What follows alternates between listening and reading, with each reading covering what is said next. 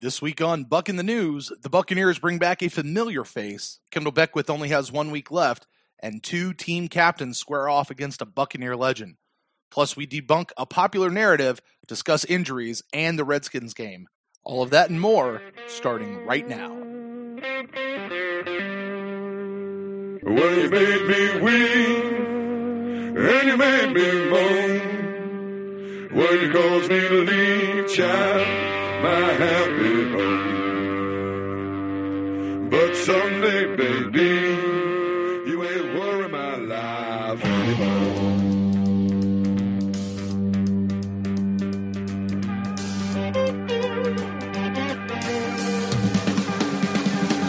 I get satisfaction everywhere I go. Welcome to the Pewtercast. This is our Buck in the News show for November the 9th as the Buccaneers head in to Raymond James Stadium to take on the Washington Redskins. My name is Brent Allen. I'll be your host for the evening, and joining me as always is my co-host Ren Daxt. Ren, how's it going, my friend? It's going good. It's going good. This is it. This is I guess decision week, to put a political spin, because we just had, midterms.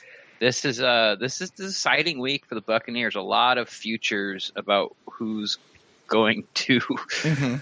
You could sort of take a step in a direction of a couple of Buccaneers futures, including coaches and front office guys, especially at quarterback, Mm-hmm.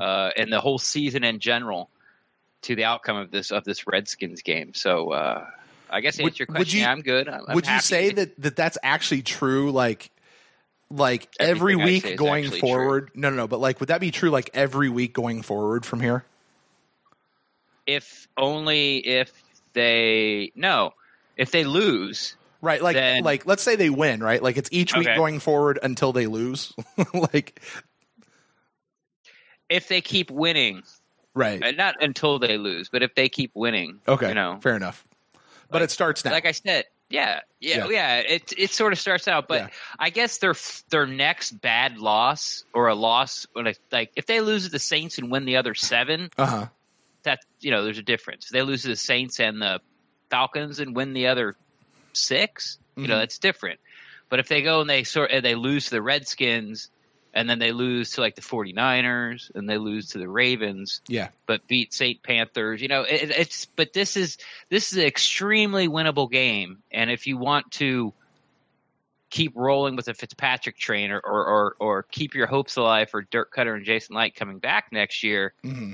you just almost about have to win this game. This will be a big step forward.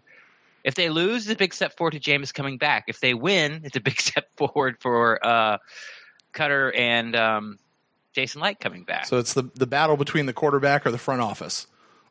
Yeah. All right. Well, let's get into it with all the things. For those of you who might be new to the Buck in the News show, here's how this works. This is the first chance that Ren and I really have to take a look and talk about kind of all the news that has come out surrounding our beloved Buccaneers from this week. Haven't really had a chance to do that through our other shows that release throughout the rest of the week. So this is where we get to do that. And we couch this by taking a look at any of the roster transactions that the team has made this week. We'll also take a look at some of the headlines that have hit the airwaves as this week has gone on. And then since practice is over, everything is done except for playing the game. We've got the final injury report to take a look at as we look towards this Redskins game. And then, of course, we'll wrap it up with our own little fun predictive inactives. We'll see who we're actually going to be suiting up against, or who we're going to be suiting up as we go out against the Redskins. So, Ren, with that, why don't we go ahead and get started and take a look at our roster for the transactions report. And looking over there, it looks like the Buccaneers have made really just one move. We waived or released wide receiver Damoon Patterson, and we signed back a familiar name to the squad, Bernard Reedy. Yep. That's it. That is it. This was a sore spot for Buck fans. It is. Well, because, the Falcons got back, Deion Jones and then signed Bruce Irving. Uh-huh. The Panthers earlier, a couple weeks before, went and got safety Eric Reed, Mm-hmm. who had a pick against us. And then and then the Saints, who have been making, these moves pretty much all offseason by, trading 2 first-round picks to go get Davenport in the draft, and then trading another first-round pick, I think it was, to go get Bridgewater. And then they went and signed Des Bryant, and that seemed to be sort of the straw that broke the camel's back. It's like, oh, so we go and get Bernard Reedy, and the Saints, who are winning division, don't have any draft picks, go and get Des Bryant. But all for naught. It appears that in his first practice, Des Bryant has broken his Achilles tendon. Yeah. But there's nothing. We all know what Bernard Reedy is. You listen to this pod, then you follow the Bucs enough to know who Bernard Reedy is, and Bernard Reedy is Speedy Reedy. He's a guy that Cutter trusts and can put him in a situation or on special teams, or if we get really thin at receiver, he will at least be in the right spot where he's supposed to be. Not make mistakes, sort of the Jaquiz Rogers of the receiving core, I guess. So he has the potential to make a good play here and there, but he's not going to go out and be the guy we depend upon to win us the game. No, he's not going to get fed the ball. He'll get the ball twice a game, and maybe. He's a depth guy, and he's not to even be honest, active yet. he's not even on the team, right? He's not on the active roster right now. So I got to tell you, when I first saw this, though, and we mention it because we do talk about roster moves, and the practice squad is a part of that. But when I saw that they did this, I thought that there was a potential that we might have some big wide receiver out this week, and they were maybe just looking for help. That's usually when you see a guy like Bernard Reedy get signed to the team this late in the season is they're just looking for help because of injury. And I saw Mike Evans was listed on the injury report earlier this week, and spoiler alert, he'll be a full go. So it's not that. Maybe they were doing something just in case Mike Evans wouldn't be ready to go, from way earlier in the week, but whatever. But it's practice squad, so who cares? We'll see if he ever gets promoted. So, but that's it. The good thing is, now that every time I need a ride to the mall, I can Speedy Reedy's back, so I can give him a call. There you go. Hey, let me ask you this: while we're talking about transactions, maybe that didn't happen, but they do matter just because they happened in our division, the Bruce Irving and the Des Bryant. I think the Des Bryant one, sad that it happened in our division, but there's no way that we were going after a Des Bryant. Our wide receiver room is so packed right now. We didn't need him. Right now. Something we did need, though, is we certainly could have used another defensive end, especially looking at our injury report, which we'll get to here in just a little bit. And let's face it, even if our defensive line is healthy, it's still not stellar. It's not, it's not wreaking havoc, so to say, Ren. But we didn't really have a chance at getting Bruce Irvin anyway. He wanted to go to Atlanta from all the reports that we heard out there. He turned down extra money from, I think it was the Patriots and maybe the Eagles or something. The Steelers. Was it the Steelers? He turned down larger contracts because he wanted to go to Atlanta, which is where he's from. He was wanting to go home. So, right. It wouldn't have been a big deal if he was from, San Francisco. Right. He just happened to be from Atlanta. Right. Atlanta just happens to be in our division. Right. So, he's there, and here's the thing though. I'm looking at the season, and to what you said earlier today, of we're in that spot where it's make or break for the team. I have said that I think the Buccaneers for the rest of the season could weather one more loss, and if they have 2 more losses the rest of the season, playoff hopes are done to me. I don't know that I see the Bucs going 7-1 over the next 8 games. They might. I would love for them to. I'm cheering for them to. But realistically, I just don't know that I see that happening. So I'm not looking to, drop a big bunch of money on somebody or leverage the future for where we are right now. At least that's the way I feel about it. What do you think? Yeah, to rent a player that someone, it goes back to the Landon Collins, conversation we had. Was Landon Collins worth a second-round pick? Well, yeah, okay. But you only get him for 8 games or 9 games. And it's okay. So you just waste a second-round pick. Is Landon Collins signing with you, And plus it's a safety. And we know that Jason Light doesn't value safeties. Probably the least valued position on the defense is, if you had to rank them, I think Jason Light looks at the safety as the what do I say? I don't know. It just doesn't rank their values. What it means, the defense is high, is linebackers, defensive ends, obviously, interior defensive line, and cornerback. So it's a little bit of an unfair playing field, but that's the way it is. I've never thought about that before, about how Jason Light. That might be like an interesting show in the offseason, Ren, if we circle back around to it, of how does Jason Light, or whomever our GM is at the time, how does that person rank the value of the various positions? Well, you just got to go back and look at his drafts and free agents. Sure. Mostly his drafts. It's Right. like who did he draft first? Quarterback. Well, Right. he had Mike Evans, and then it was interior. He started with in the first round, basically takes the best player available, not really depending on position. We've seen that.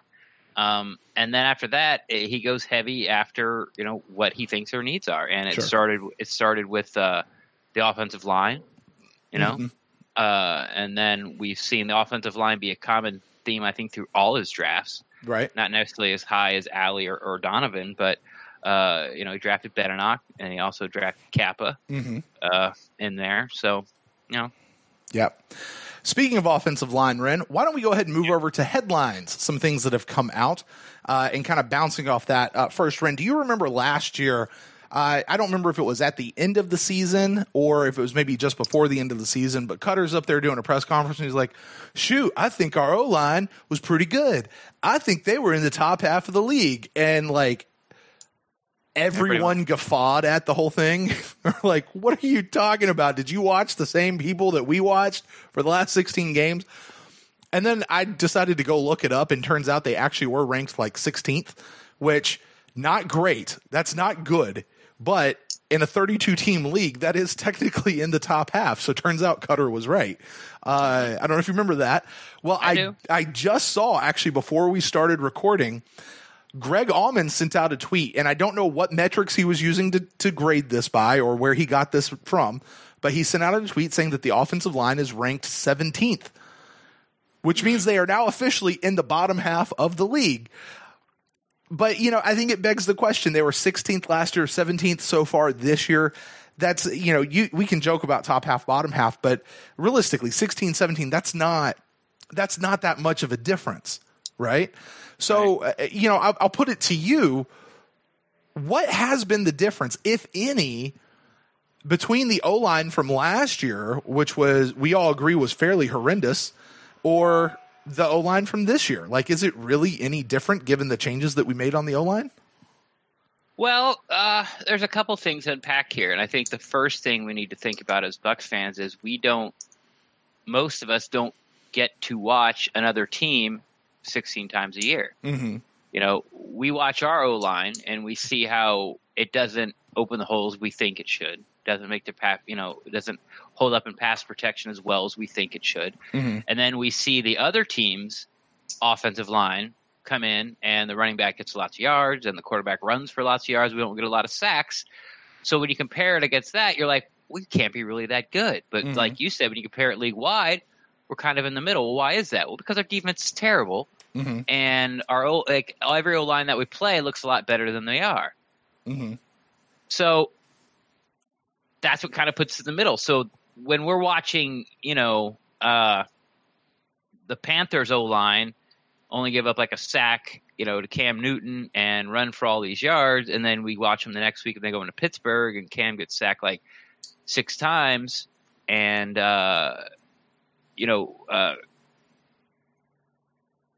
Christian McCaffrey did have a pretty good game on the ground, but but they couldn't really try to, establish the run because they were down so much.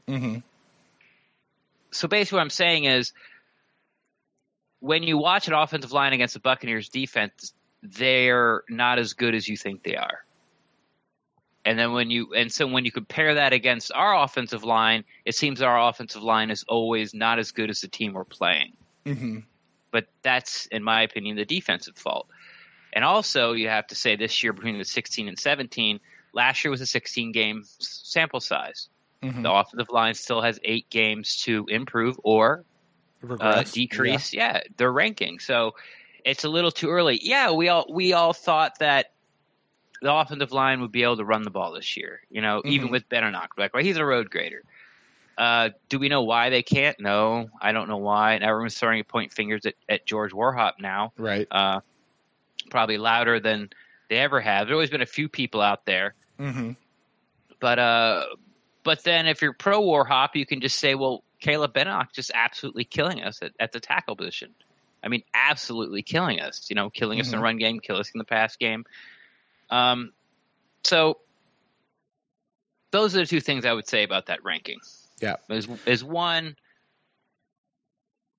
you can't rank the opposing team's offensive line because they're going against our defense. We don't get pressure. Mm-hmm. We don't cover. We don't do anything well on deep. We don't tackle. Right. So we don't look well. And then on offense, you still got 8 games to see what they can do or put together. And listening to Cutter on his radio show today, Alex Cap's close, according out of the coach's mouth. Yeah. So we shall see. I am certainly eager to see Alex Kappa. I know lots and lots of Bucs fans are. Ren, you have been campaigning for Alex Kappa for the last several weeks, and we'll see if that continues here as we head into our predictive inactives for this game. But I mean, yeah, it's here's what I wrote down about this whole thing. Beninock is J.R. Sweezy 2.0. When J.R. Sweezy was in last year, he was a swinging door, and he was a what do you call it? A penalty-prone guy. We still have that rotating guard spot. Yeah, we've got Jensen in. We all like Jensen. I really like Jensen. I like his attitude. I like what he brings to this team, and I think he's probably he might be a little bit underrated for the rest of the league. It's I addressed it way back in the offseason. My concern really was the right side of the line. I think DeMar Dotson is actually doing better than I thought he would, which I'm glad. Unfortunately, I don't know that Ali Marpet is doing as well as we had hoped he would do, moving over to the left guard spot. I'd like to go back and see it, but all of that is still under, I think, the caveat, the big asterisk, which is right next to it that you brought up, Ren, is there's still 8 games left. It's just where they are right now. I thought was real interesting. So, all right, let's move on. Last week, let's go to this kind of big topic for the Buccaneers. Last week, it came out kind of right before the game that Deshaun Jackson had asked for a trade, and that sent people all into a tizzy. Well, this week, that saga continues, sort of. And my question to you, Ren, is this just the media stirring stuff up because they don't have anything else better to talk about, or is this a real topic that Bucs fans should be concerned with? Deshaun Jackson will not confirm or deny that he asked for a trade. But he has said that he's unhappy here. He's unhappy with what's happening around here in Tampa Bay. What do you think, Ren? Is this something for Bucs fans to be concerned with, or is this just fluff, distraction surrounding the Tampa Bay Buccaneers? Well, I guess all of that's true, except for concern. It's not a concern because he's not traded. He didn't go anywhere. Mm-hmm.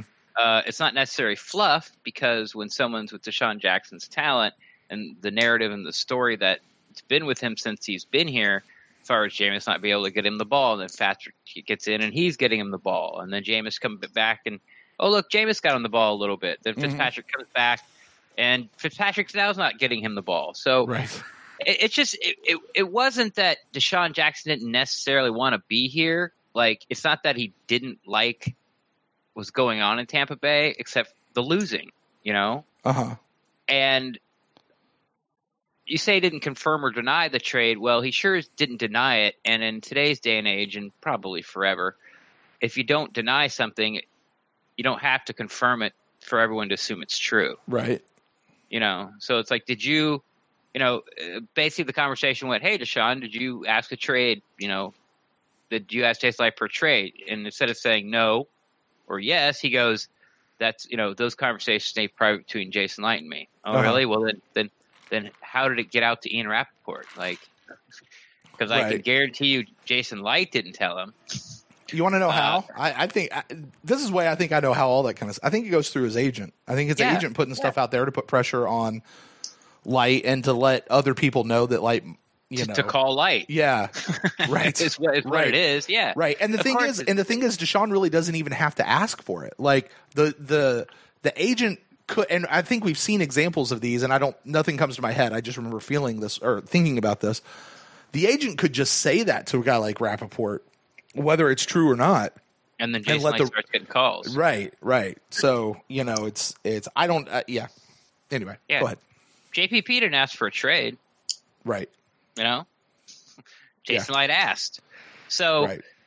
I don't want to call it fluff because, he's one of the best players, and a trade of one of your best players is news.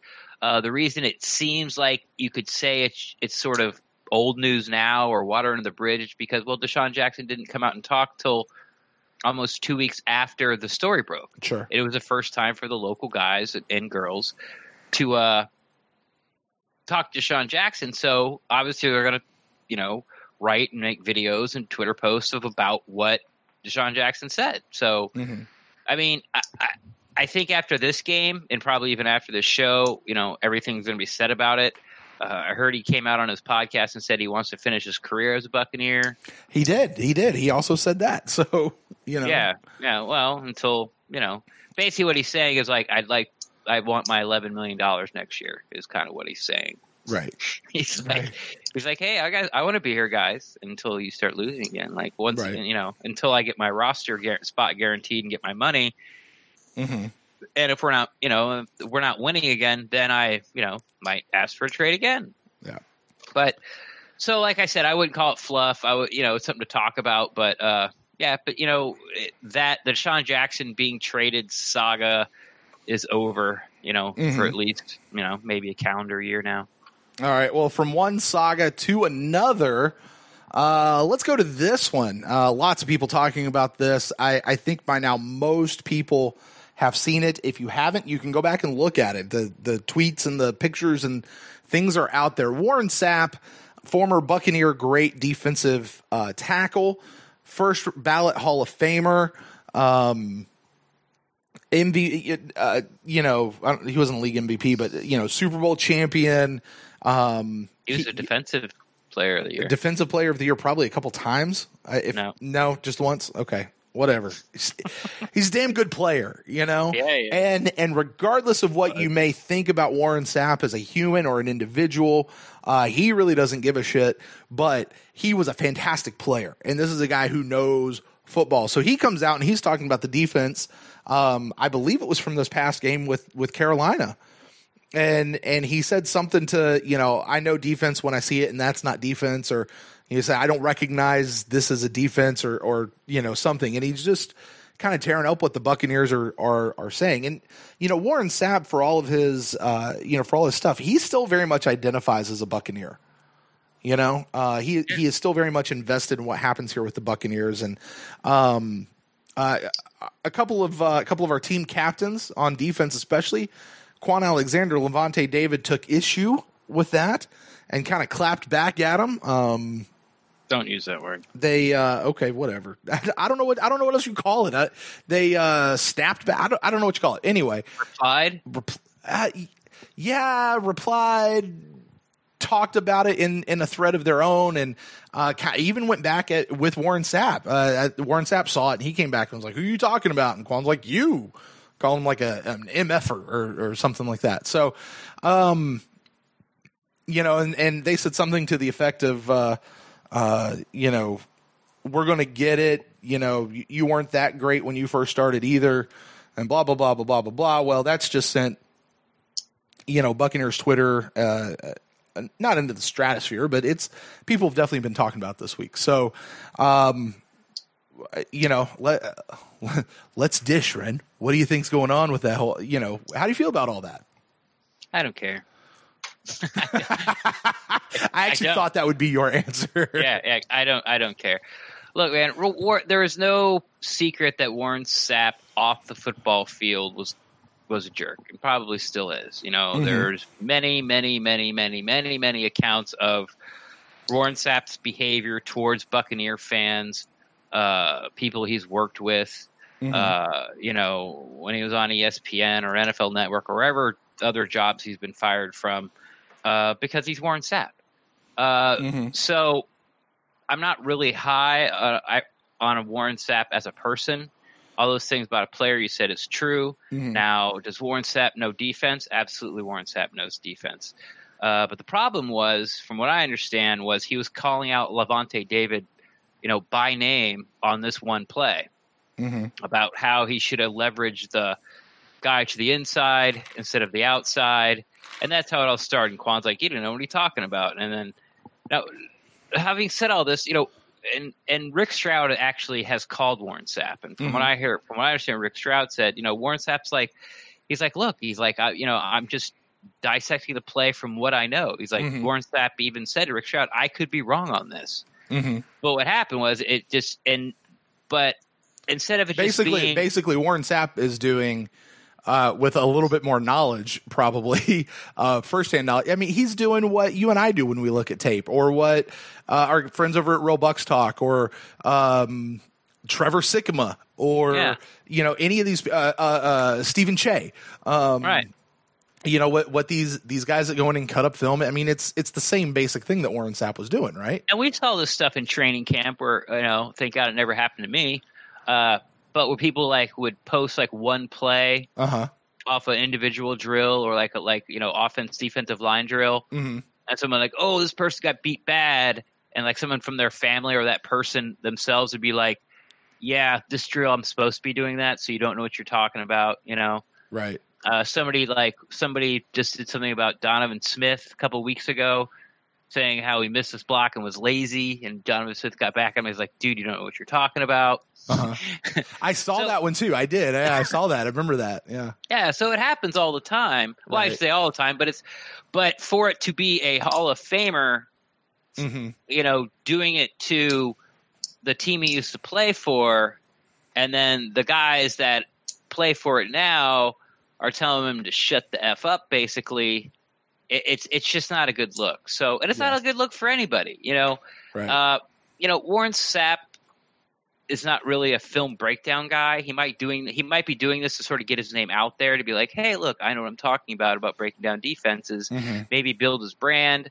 And then, but having said all that, negative stuff about Warren Sapp, he's a legend. He's like, even if the Tampa Bay Buccaneers play football for the next 50 years and you do that, hey, what's the Mount Rushmore of Buccaneer football? Chances are Warren Sapp's going to be up there still. Sure. So the guy's a legend.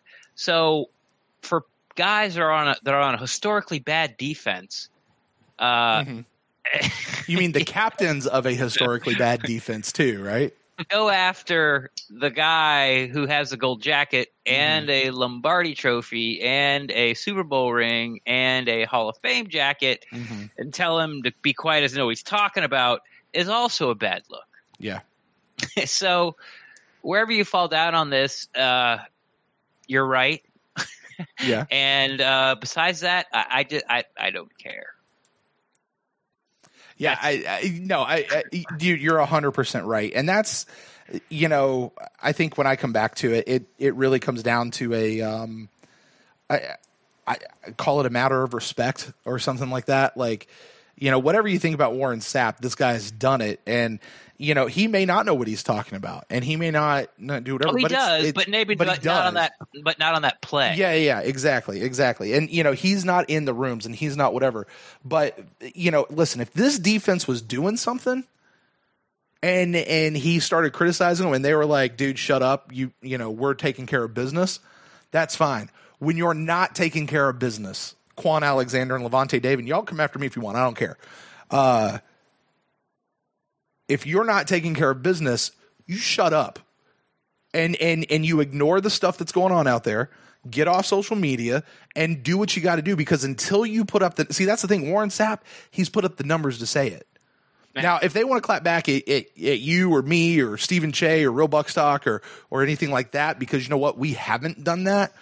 Maybe we could talk about that, but you don't. Yeah, it's just it's not good. I don't know that there's anything to be done about it. I don't know if there's anything that should be done about it, but it's I'm also not going to tell another person what to do with their own social media stuff. So whatever, it just, yeah, I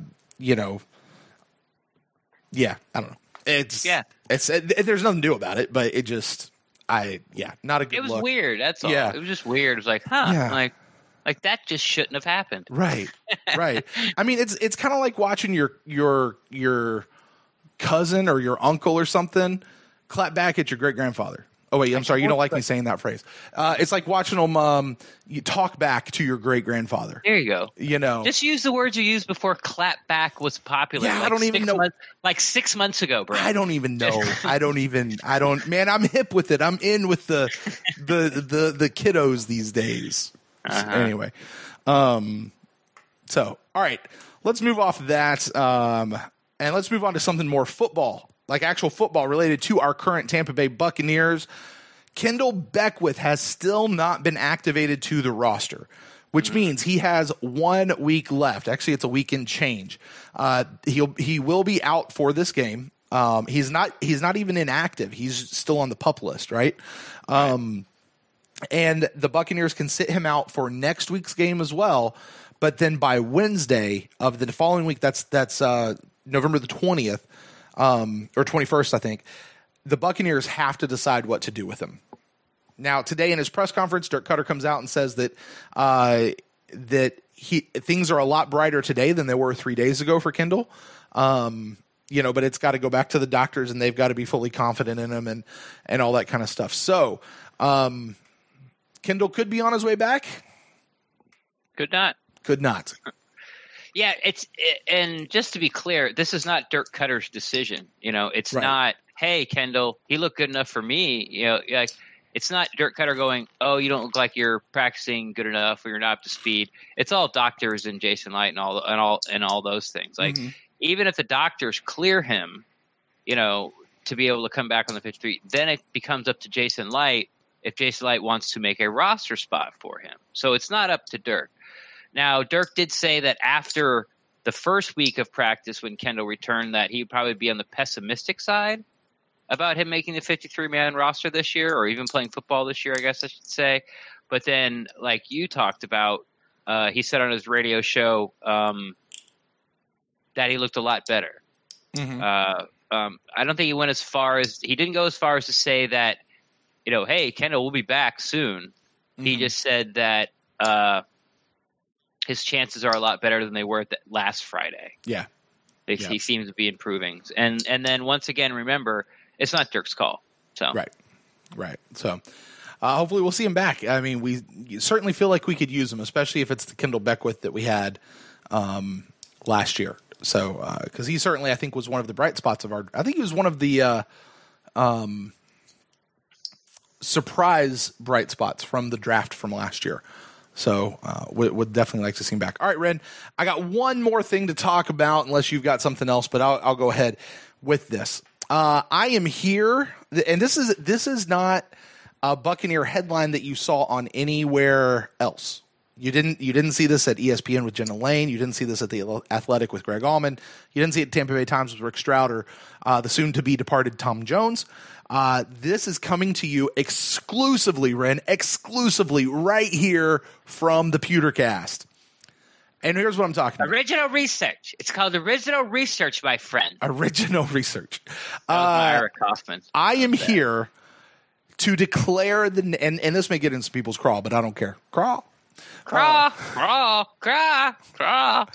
I am here to declare. St. Louis Condos, Whitey Herzog. There you go. Greatest man I ever met. Sorry. I am here to declare the narrative of, the offense may be top in the league, but they're getting all their stuff in the second half when everything's garbage time. The other team's already up by 30 points. That narrative that you hear going around, I am here to declare that dead and false. I have the numbers busted. It is busted. It is busted. This is not true. Folks, this is not true. I'm going to take a picture of this paper. I'm going to pin it up on our Twitter page so people can go take a look at it. But I went back, Ren, and I looked at the 8 games from this season, because that's what we're talking about. And I looked at the split between the yards between the first half and the second half versus the total yards for the game. And I also happened to look at what the score was in each half as well by the time they were done with each half. And here's what I discovered, Ren. Couple of little things. The Buccaneers have scored a grand total of 1,758 yards in the first half throughout this season. They've scored yards? Gained yards. There you go. Thank you for that. And conversely, You're like, the Bucs have scored 1,700. I'm like, what? Yes, they have. Each one, we got to count points somehow. I'm and like, we're gonna do it every God. yard. Every yard's This a point. defense is bad. What if that's how we actually scored in the NFL? We don't. 1 point per yard. No. All right. No. However, in the second half, so 1758 in the first half, in the second half, the Buccaneers have gained 1,848 yards. Now, yes, the second half, different? that is more. It is only 90 yards difference, Okay. which over 8 games is not much. That's less than 10 yards more per game between the two games. No, it's just over 10 yards. It's 11 yards. Thank you. Whatever. It's still 10 yards. We're just talking right at 10 yards. A game. Yes. A game per game. First down. Yeah. Now, as far as points go, the Buccaneers have actually scored 117 points in the first half this year. Okay. In the second half, they've only scored 113 points. So they're actually scoring less in the second half than they are in the first half. With more yards? With more yards. Now, that said, I did go back and kind of pull like a mean. Do you know what the average number of points the Bucs are scoring in a first half? Do I know what the mean is, or Yeah. do I know what the average is? Yeah. Yeah. For those of you out there who don't know, the mean is the average. It's the exact same thing. Go ahead. I'm a mathematician. Okay, what am I guessing? Yeah, it's how many on average over the course of the 8 games on average. Okay. What is the mean of how many points they have scored per game in the first half? 18. 14. Okay. Would you like to take a guess as to the same thing for the second half? Mm-hmm. Go ahead. Oh, am I guessing? Yeah, Okay, well, go you ahead. have to finish the question. 14.7. No, 14. Their mean between the two halves is actually the exact same. Now that's an average, which means some games they score more, some games they score less. But on average, they're basically averaging 14 points in each half. Now, I also took back because we have some games like you remember the Saints game, right? Big high flying game, super scoring game. They only scored 10 yards difference between the two halves. They only scored 10 yards difference between the two halves. Yeah. I don't understand that. They only gained 10 yards difference between the two halves. Okay. 273 in the first, 263 in the second. But then you have like a game like the Eagles where they had 267 in the first and only 154 in the second. Boo. Okay. So there are times. Oh, by the way, let me say this. Okay, 8 games.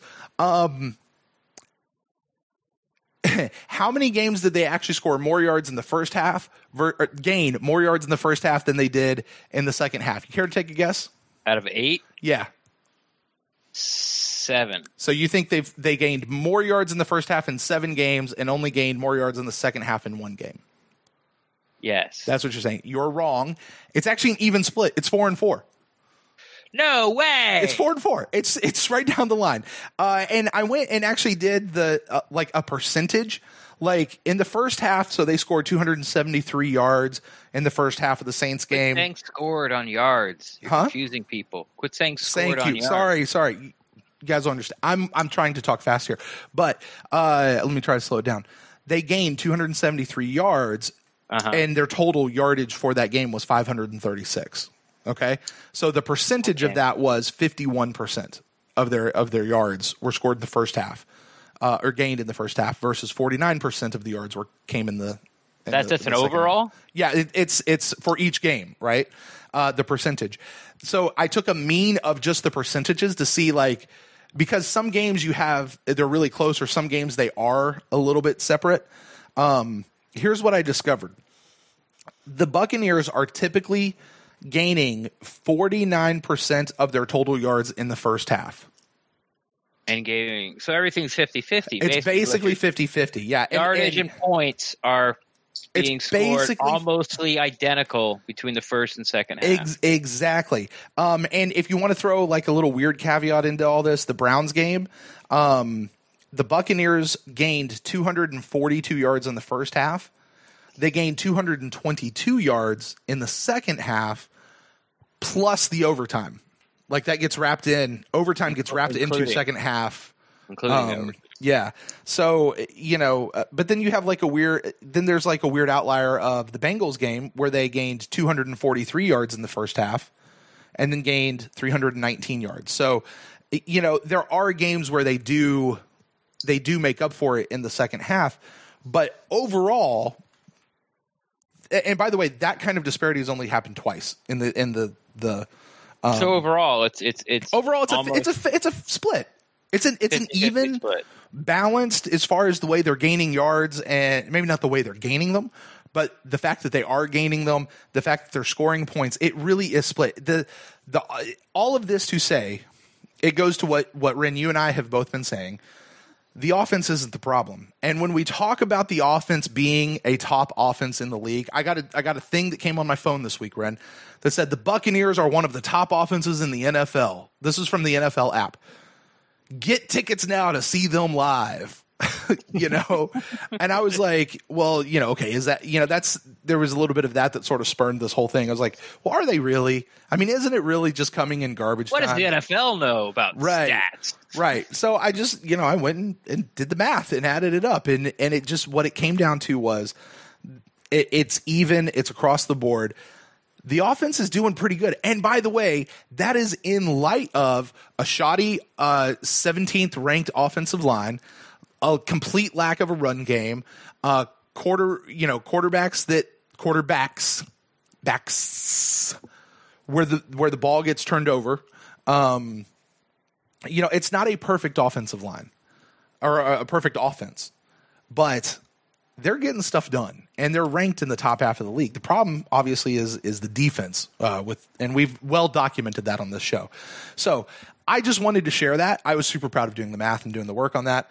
But it tells me something, and it means something. Like we can be confident in our offense going forward. So there it is. I'll leave that for you guys to chew on. So if you see this garbage out there on Twitter about the Bucs are getting all their points and all their yards when they're already down by 30, you just direct them to the Petercrest Twitter line. There you go. So it's there. All right, Ren. That is interesting, though. Yeah. Even like you said, there's been a couple games where obviously it's been skewed a couple of ways. But after 8 games, and it's funny because I heard Cutter today say on the radio show that we have to start faster as an offense. Well, you got one of the top offensives in the league, and it seems that you're starting just as well as you're ending overall. Yeah. What you need to do, but basically what I felt like he was saying is we got to go out and score 21 points in the first half, or we're going to be already out of the game. Yeah. We have to have 3 touchdowns. Yeah, because the defense can't stop it. Right. They just, look, and I don't, okay, Ren, let me ask you this. So we go out last week against the Panthers, and in the first half, we get outscored 14-35. Right? Yeah. Just that game alone. Now, I don't know what the breakdown, I probably could look it up real quick, but I'm not going to. The Panthers had a Thursday night game up against the Steelers, I think it was this week. Yeah. Their game was a little bit different for them this week. Yeah. And I think it was something, didn't they get blown out? God, what was it? 52-21. Yeah. So,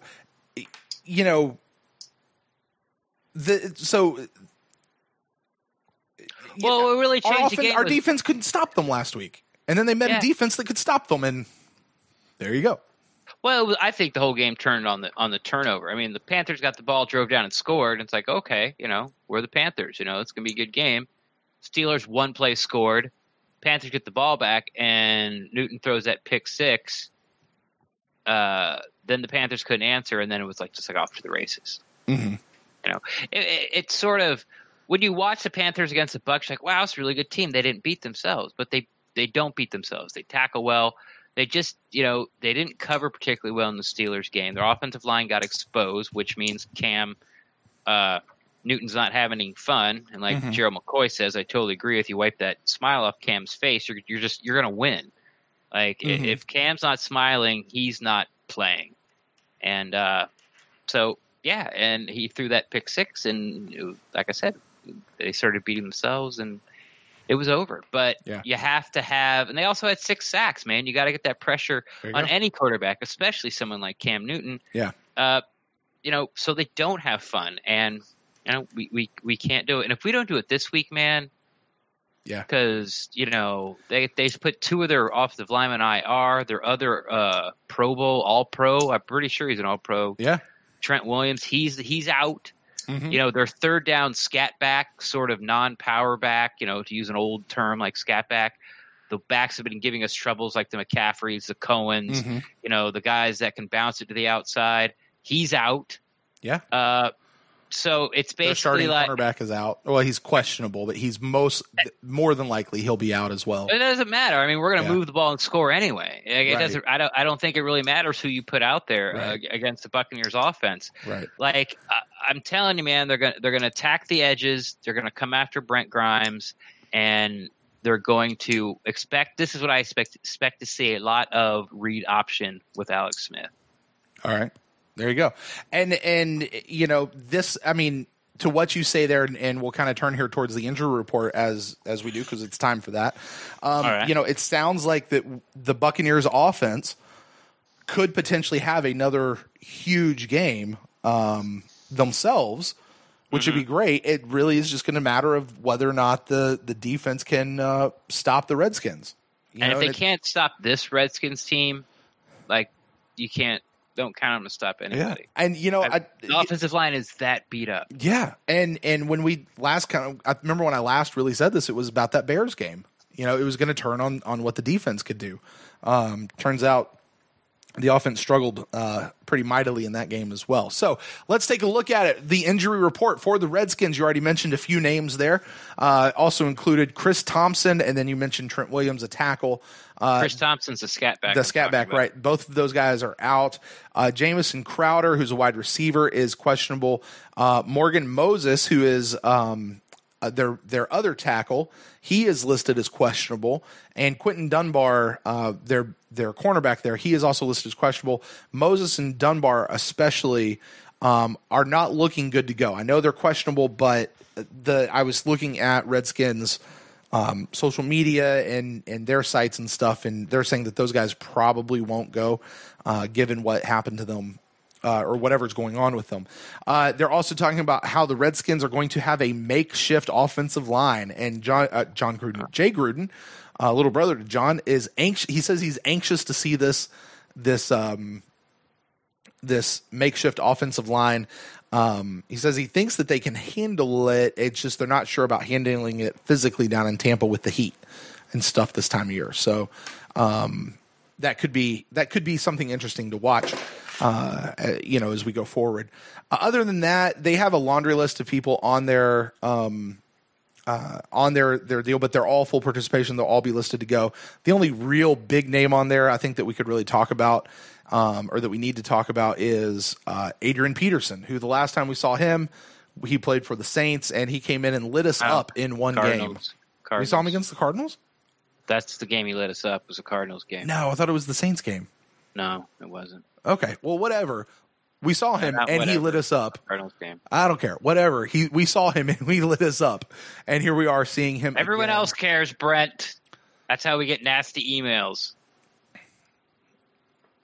We don't get nasty emails because our fans are awesome. And if you'd like to send an email, you can do that to thepewrecast@gmail.com. But AP is listed on the thing.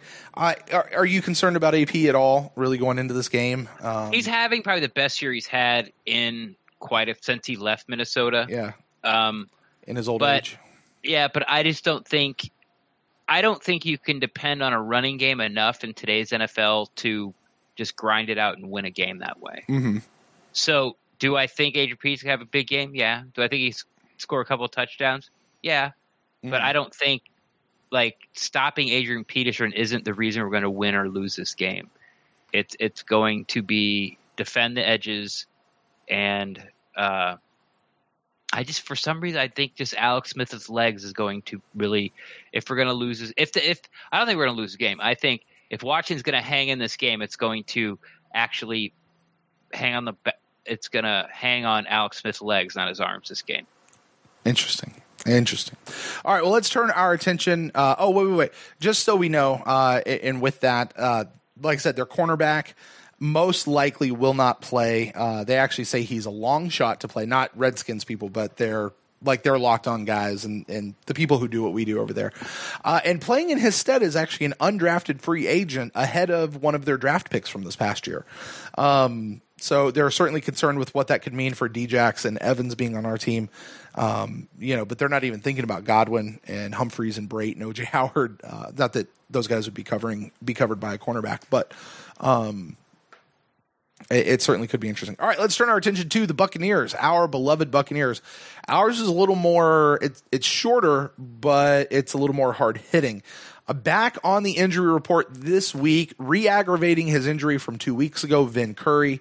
It's the same ankle. He missed 2 games, and then he came back last week for the Panthers, aggravated that same ankle again, and so he will be out yet again, which means defensive line. We need some, especially there on the end. Ronald Jones will be out for this game as well for the second week in a row. Evan Smith also for the second week in a row. Was limited earlier this week, but then he did not participate in practice today. So he will be out. And MJ Stewart, his foot last we saw was still in a hard cast. I don't know if that has changed at all this week, but he will be out as well. Also listed on the injury report, but everybody was full participation by Friday, was Peyton Barber, DeMar Dotson, Mike Evans, and JPP. So those guys are all good to go for the game. With that, Ren, well, first of all, do you want any comments on anybody there from our injury report? No. All right, cool. So that's going to bring us up to the game and what this looks like for the game going into it. So we've got a few people out. Vin Curry, certainly. Rojo, MJ Stewart yet again. So with that, 7 inactives, Ren. We know 4 of them already. Who is not going to be suiting up against the Redskins? Curry, Jones, Stewart, and Smith. Okay. Mr. Inactive, Ryan Griffin. All righty. I keep pulling this guy off, and I really can't remember how many times I've been right or wrong, but I keep saying Damone Harris, the defensive end. Mm-hmm. He wasn't active last week. No, he's been inactive. Actually, I think the last 3 or 4 weeks that he's been on the team. Yeah, so, but yeah. Curry's out, but I'm sticking with him. You're sticking with okay. Damone Harris being inactive, yeah. And then Cutter on his other how do I say it? When he's been on his radio show and has talked to fans, that's sort of how we found out that Noah Spence was going to be active. Somebody brought up his name and was like, "Oh yeah, he's going to be active this week," and it was like, "Oh okay." When the caller brought up Kappa, Dirk Cutter didn't say that. I think he would have if Kappa, because the list is already done.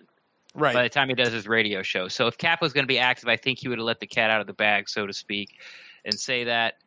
So I think, once again, Liedtke gets the start over Kappa, and Kappa becomes the 7th inactive on my list. Well, I'm going to agree with you on every single one of those except for one, Ren. And I'm going to challenge you. You're activating Damone Harris. I'm activating Damone Harris, and I'll tell you why.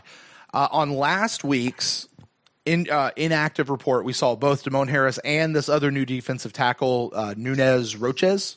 Nacho, right.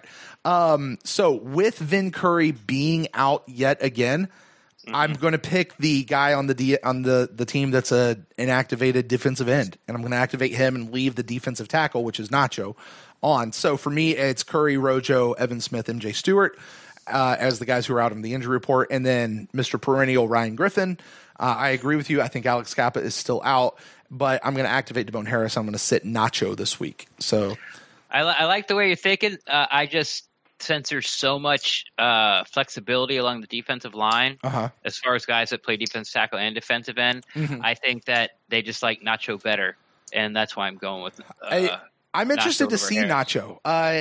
He's been in some games. Yeah. He's the guy. He's the guy at the linebackers number. He's like 56. No, he's not 56. He's got a linebacker number though. Really interesting. I've not seen. Has he been in games for us so far? Yeah. Okay. I have not noticed it, so I should go back and look. And I'm interested to see. I remember I watched his Twitter account and some things when he got signed here. I was curious to see how much of an impact he might have around, and so far it's not been great. By great, I mean big. He is 56. He's 56. So I'm interested to see that. All right, Ren. Well, that's going to really kind of wrap it up for all of our Buck in the News show. Do you have any kind of thoughts as we head off into the Redskins game? And I guess when you're done with that, let us know where we can find you on the internet. Yeah, just a short recap of, sort of what I opened with and talked about there near the end. It's a big game for the quarterbacks. I think the Bucs lose this game. I think we see Jameis Winston the rest of the way. I think. Wait. Stop. Did you just say that you think the Bucs will lose this game, or if the Bucs lose game? If the Bucs lose this game, I think we see Jameis Winston the rest of the way. Okay. If the Bucs win this game, it's almost week to week with until, and once again, Dirk Cutter said this on the radio show. He's like, it's going to be really evident to everybody when it's time to bring Jameis Winston back in. And basically what he's saying is like, when we're out of the playoff race. Now at 3-6, are you officially out? No, but you are, because if you lose to a team that's this beat up and you let them outscore you, then you're not going anywhere. Like there's no, there hasn't been it's not like the Steelers, like we saw last night, where their beginning of the year, their defense was a little shaky, had, tied the Browns, lost to, the Chiefs, which was no shame in that. Fitzpatrick puts up 30 in one half against them. But now you see as their defense has slowly progressed, and now it's playing, top 10 defense. With the Bucs, it hasn't. Like we started in the bottom and we've been in the bottom. So if a team that's this beat up and you can't stop them defensively, that'll be the 9th game. Like there's no turnaround. So put in Jameis, season's over, or playoffs are over. I shouldn't say season's over. The playoffs are not mathematically done, but you're done. But with them being so beat up and their offensive line and probably not going to be able, hopefully, cross your fingers, that they're not going to be able to protect Alex Smith that well, that it's really going to depend on his legs. And with, 2 years ago when Brent Hundley did the read option just all the way down the field and beat the Bucs in overtime, or actually tie the game up, then beat us in overtime with it. When push came to shove against the Panthers last week, they went to, the read option, and Cam Newton just, he did it on the goal line, was a jerk about it, walked in backwards. And then when push came to shove, he did it for like first down after first down when, the Bucs really needed a stop. So I think, Washington has seen this, and that's how they're going to try to keep the sticks moving, is with Alex Smith's legs. So that's what I got as far as, wrapping up this pod. Those are some things that I'll be looking for. You can always find me on Twitter at Rendax, REN_DAXT. I'm always down to talk some Buccaneers football. Man, I'm with you. Those just come to me right there at the end, by the way. I don't plan those.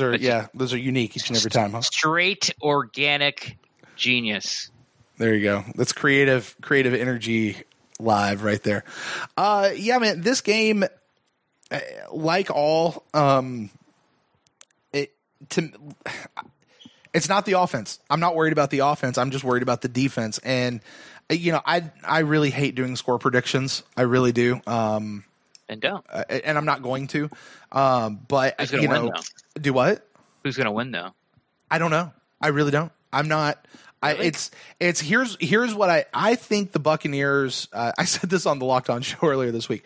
I think the Buccaneers are going to score, 30 points, and that was 4 touchdowns and a field goal, but we missed one of the extra points, which sounds about right. I mean, that's that sounds like a Buccaneer offense. And what's going to depend on that, on whether or not we win the game, is if this defense can stop the Redskins from scoring. And I don't know. And I think this defense has the potential to give up 35 points and we lose. I think this defense has the potential to hold them to 27 points and we win.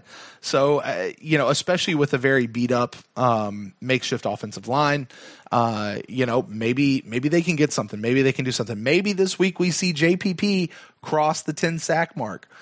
Should. I hope so. I'd hope so. I'd love to see him get two. We should, because he used to play those guys twice a year. Oh, yeah, good point. Good point. I forgot about that. And he had 4 of his 8 sacks against them last year. Nice. Half his sacks came against the two games against the Redskins. Nice. And now their line's even worse. He should have a big game. He knows these guys. Yeah. But if you're Jay Gruden, you're scheming away from that. Sure. you're gonna try to win with smoke and mirrors this week because you are so beat up. And that's what a good coach should do. So I'm not really sure how many opportunities they're going to get. Mm-hmm. You're going to see a different quarterback in Washington this year than it was last year. Alex Smith can run. Yeah. And he's ever the game manager. He's been around. Yeah. He knows how to get rid of the ball and expect a lot of checkdowns. He will he'll be throw a Tom Brady-esque game. On 3rd and 8, he will throw the 5-yard pass. And if you can come and make the tackle, he's okay with that. Yeah. I mean, if the Bucs can keep him in 3rd and above 5, 5 and more, that, you're going to see just a lot of screen passes, double screens, where screens that go out to both sides, and he gets to pick which end, or there's a design that it's going to be a very short passing game because he's not going to be able to take a 7-step drop and scan the field. He can't. That's what their game plan is going to be, and if he does, then Jesus, he's going to get eaten. Right. If he does and he completes it, yeah. Consistently, then we're just terrible. So the weather, terrible. So whether or not we get those sacks, a lot of that could just depend on opportunity, and what is this guy going to do? This week it really depend on opportunity. So we could see, but I did forget that JPP, used to play against these guys twice a year, so it could be interesting. Of course, there's also Deshaun Jackson, also used to play for the Redskins as well. I'm sure it's a very different team now than when he was there. So we'll see. Who knows? Maybe a ghost from Buccaneers past will show up at the game this week just to troll Buccaneer fans. And one, Chris Swaggy Baker. Give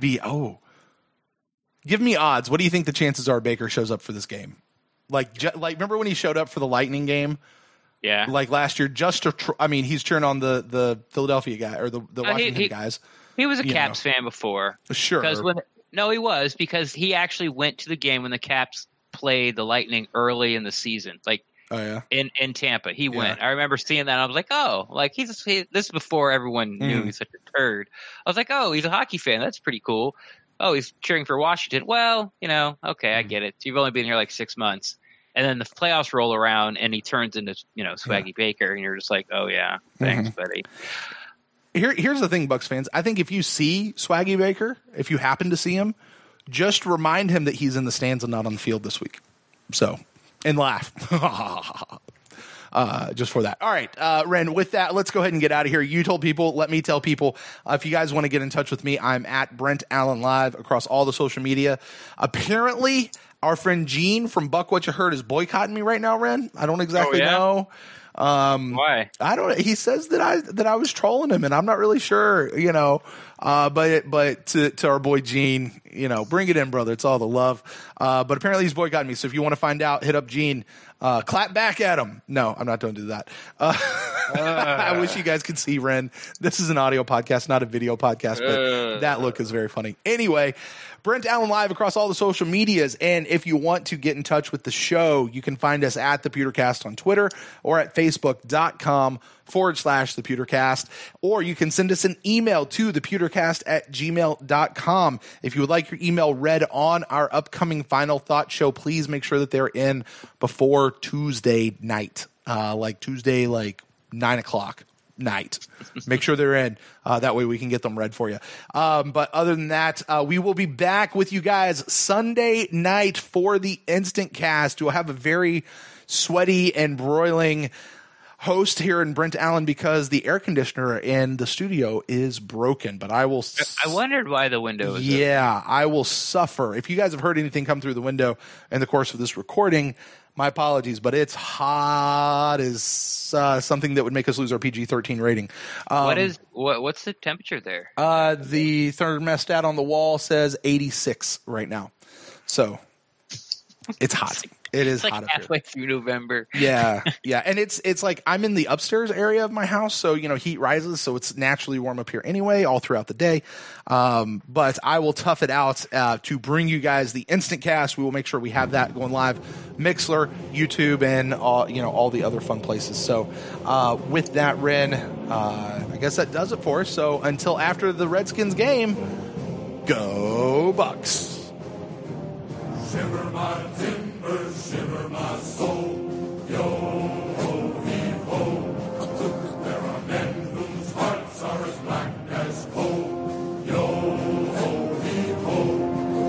And they sail their ship across the ocean blue, a bloodthirsty captain and a cutthroat crew. It's as dark a tale as was ever told of the lust for treasure and the love of gold.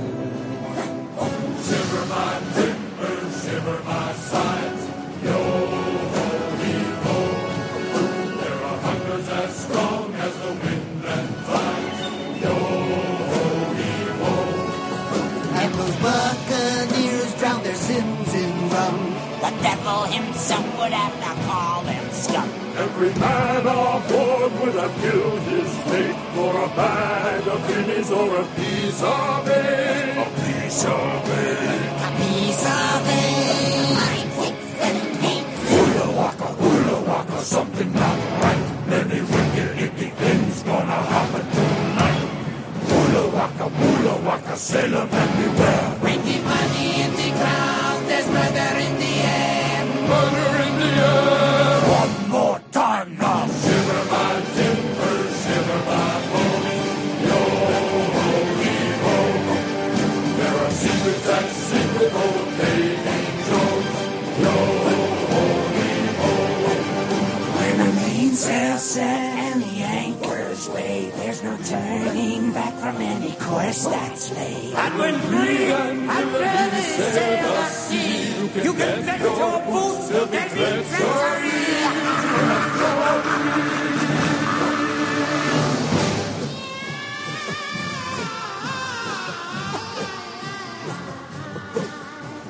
Shiver my timbers, shiver my